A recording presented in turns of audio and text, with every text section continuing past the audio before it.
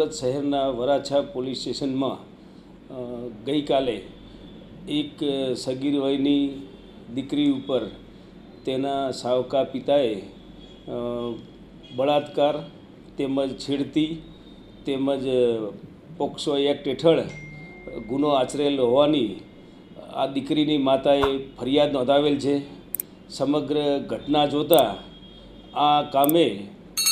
જે સાવકો પિતા કે જે હાલની દીકરીની માતા સાથે 10 વર્ષ અગાઉ લગ્ન કરેલા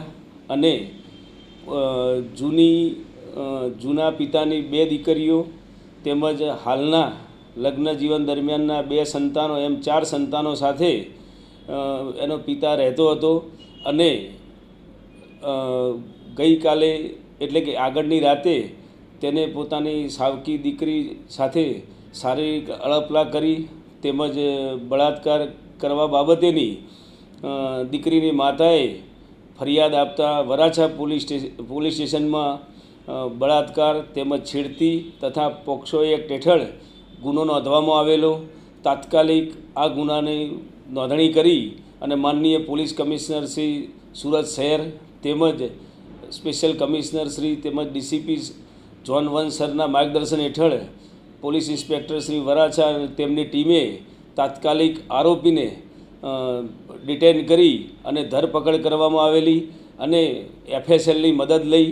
વૈજ્ઞાનિક ઢબે તાત્કાલિક તપાસ હાથ ધરવામાં આવેલી છે। તેમજ ભોગ બનનાર તથા ફરિયાદીના આ બાબતે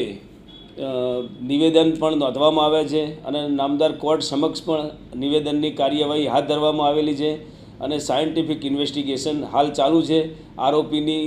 તુરંત જ ધરપકડ કરી અને જરૂરી મેડિકલ પૃથક ચેકિંગ માટે અને એક્ઝામિનેશન માટે મોકલી આપવામાં આવેલ છે।